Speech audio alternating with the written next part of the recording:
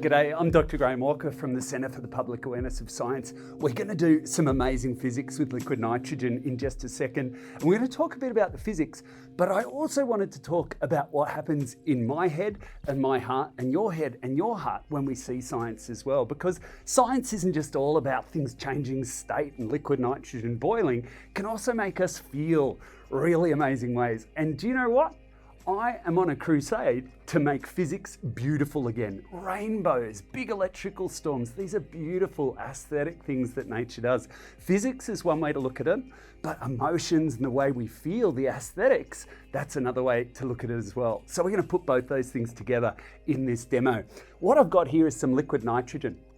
It is really cold, cold enough to turn the moisture in my breath instantly into a cloud. We get clouds forming up in the sky because it is really, really cold up there. Water evaporates from a puddle, floats up in the sky as a gas, gets up to that cold, cold atmosphere and forms back into a cloud and turns into little droplets of liquid water. What you can see there isn't smoke, it's actually fog or a cloud. Little droplets of liquid water, small enough to hang in the air. But it's not really big enough cloud for you guys at home. So I'm going to pop some in here and we're going to try and make a slightly bigger cloud. We've got our fog coming off because our liquid nitrogen is cold enough to get water to condense out of the air. To make our cloud a little bit bigger, we're going to add even more water because that's the main ingredient in a cloud. And the bigger the cloud, the bigger the emotions you're going to feel. You might feel joy, you might feel excitement. I should warn you that there could be surprise, but I probably shouldn't have. And if you're really lucky, you might even get a little bit of awe. Okay, science, we often hear it's awesome, but it really is. Let's see if we can do that. Let's pop a little bit more liquid nitrogen in. Is that enough? Is that enough? Is that enough? Let's put it all in. And we're going to make a cloud. At the moment, our cloud is quite small. To make our cloud bigger, we're going to add both heat and that main ingredient in the cloud, our water. Down here, I've got a kettle boiling at 100 degrees. Our liquid nitrogen is boiling at minus 196 degrees. When this 100-degree water hits our almost minus 200-degree liquid nitrogen, it's going to be a little bit exciting. And now we're going to do some science that is not only pretty exciting, it's also very pretty.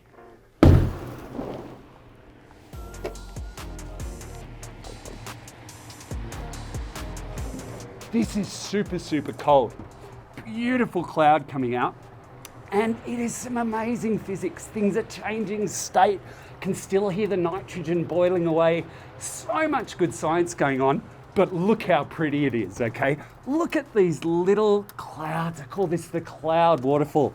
You could get lost in those little patterns. You could probably write an equation about them as well. But sometimes it's nice to just kick back and realize that science can be useful, science can be exciting, science can change the world, but sometimes it's enough just to be pretty. We've actually written a book that looks at these aesthetic and artistic meanings of science, and in particular ice. Can you see a little bit of ice forming around the bottom of my bin? Yeah, it is super, super cold. And we've actually written a book that is all about ice and the different meanings it has in science, in nature, and in other places.